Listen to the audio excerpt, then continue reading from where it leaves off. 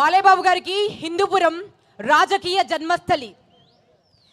ఇక్కడ వారు రాజకీయాల్లోకి మొట్టమొదటిసారి పోటీ చేయడం, అఖండ విజయం సాధించడం, తర్వాత మళ్ళీ 2019 మళ్ళీ ఎలక్ట్ అవ్వడం, తర్వాత 2024 మళ్ళీ 3 సార్లు హ్యాట్రిక్ సాధించారు.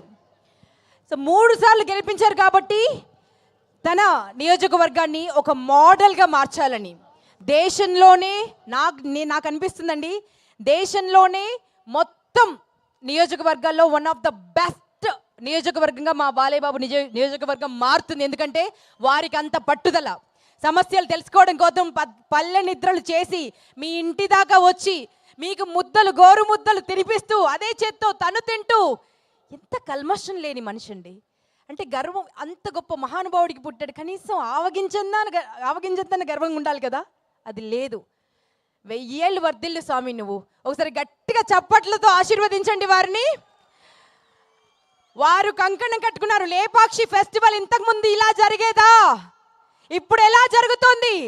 అంతర్జాతీయంగా గుర్తింపు పొందుతోంది మన లేపాక్షి.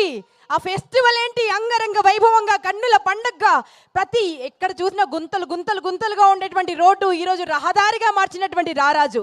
వారి గురించి చెప్పుకుంటూ పోతే పెద్ద లిస్ట్ ఉందండి. కంటికి నీళ్లు కూడా వస్తున్నాయి, అంత సంతోషం వేస్తుంది. వారిని మనస్ఫూర్తిగా అభినందిస్తూ మీ అందరికీ మరొకసారి ధన్యవాదాలు తెలియజేస్తూ సత్య మాస్టర్ టీంని మరొకసారి స్వాగతం పలుకుతున్నాను. సారీ మధ్యలో ఆపేయడం జరిగింది, బట్ మనం బాలయ్య బాబు గారి అభిమానులం, ఎనర్జీ తగ్గదు, వచ్చేయండి.